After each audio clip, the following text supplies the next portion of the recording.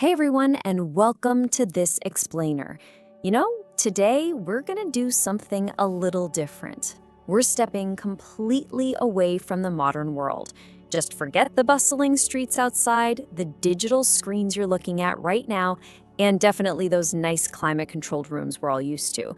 We're actually stepping through a portal straight back to the year 1880, right into the absolute heart of a 19th century tuberculosis ward. It's gritty, it's fascinating, and to be honest, it is a deeply humbling journey into medical history. So let's unpack this whole thing. I want you to really contrast your reality right this second with the harsh reality of 1880. Like, right now, you're probably sitting somewhere warm, safe, and most importantly, your breath is clear. You don't even think about it, right? But in this ward, it is literally never silent. The air is just packed with this heavy, rhythmic chorus of wet, hecking coughs that echo off these cold stone ceilings. And it's mixed with the incredibly sharp chemical scent of carbolic acid. The people we're looking at today, man, they would have given absolutely anything for just one single minute of the comfort you're experiencing right now. Okay, moving into section 1, the White Plague, the hidden killer. Okay, let's really dive into this.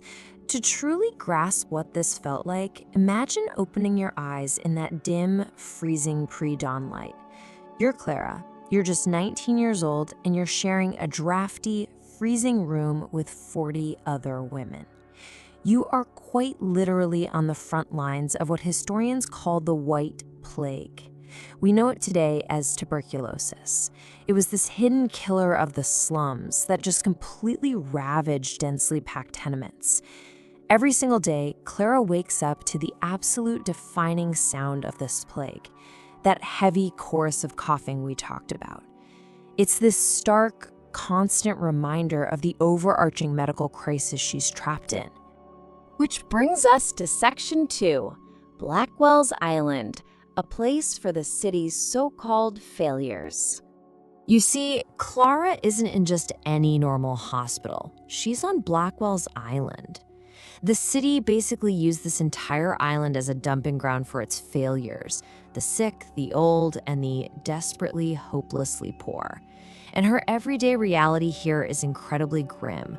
When she lies down at night, there's no soft mattress. No way. It's just a rough canvas sack stuffed with flattened, crackling straw. The air constantly smells of stale sweat and damp wool, and it's all trapped by these super high, unwashed windows. Oh, and right beneath her, the floorboards constantly groan. It's just a constant structural reminder that this building was thrown up fast and cheap to contain people, definitely not to comfort them. All right, Section 3, Miasma and bad air, and that infamous pea super fog. And this brilliantly illustrates what they were dealing with. Because if Clara actually manages to look out those high windows, she's not seeing a beautiful sunrise. What she sees is this thick, yellowish-green pea super rolling right in from the river. It's a smog so dense, it literally tastes of coal tar and soot. And this perfectly captures the terribly flawed medical mindset of the time known as miasma. Back then, before anyone really understood germ theory, the prevailing belief was that diseases were spread by this bad air, that it was literally poisoning the atmosphere and seeping right into your open pores. So doctors would look at that soot-filled fog and honestly believe it was the source of the plague. They were completely unaware of the actual bacteria spreading from person to person in that overcrowded ward. Let's move to Section 4, the poverty penalty, this inescapable socioeconomic trap. So you might be wondering, how does a 19-year-old girl actually end up discarded in a grim infirmary like this in the first place? Well, it was a terrifying socioeconomic trap. Step 1. Clara had to endure grueling 14-hour shifts hunched over a sewing machine. 14 hours. Step 2. Eventually, from that kind of extreme exhaustion, her body's energy just completely gave out. She worked until she literally physically broke. And finally, step 3, because she couldn't earn a wage anymore, she was hit with the ultimate cruel poverty penalty. She was just discarded into this ward, a place where, tragically, the only thing that's actually free is the silence of the night. And that leads us to Section 5, Surviving the Ward and its Grueling Daily Rhythm. Bringing our timeline right back to Clara's present moment, her morning isn't marked by work quotas anymore. Now it's the distant call of church bells setting this agonizing slow rhythm. And what's really interesting here is her care diet. It's barely sustenance. Her keep is this chunk of dense, dark rye bread that's a couple of days old and literally hard enough to break a tooth. To eat it, she has to soften it in what they called tea-like lye. And that harsh caffeine backbone, it wasn't some nice morning luxury. It was an absolute necessity just to provide a tiny jolt of energy to a failing body.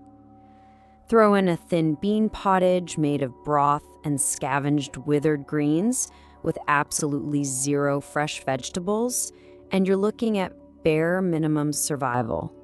Now, amidst all this bleakness, the nurses moving around Blackwell's Island operate with what historical texts describe as gravity and hope. You see them carrying water, emptying basins. It is an incredibly stark, melancholic environment because both the patients and the caretakers know so intimately how incredibly fragile existence is in this room. They know exactly how quickly life can, in just a single moment, completely slip away. And there was this really pervasive, heartbreaking sentiment among tenement women of the era. Stronger for what? Think about it. When you're forcing down tea like lye just to soften stale bread so you can regain your strength, stronger for what? To go right back to those 14-hour sewing shifts? To return to that toxic tasting of tar smog? Clara eats her meager meals super slowly. She just cherishes the tiny bit of warmth coming from the bowl, desperately trying to survive the night just so she can see one more sunrise over the river. As the sun finally sets outside those high, unwashed windows, and the light inside the ward turns to this dark, bruised purple, Clara crawls back onto her crackling straw pallet.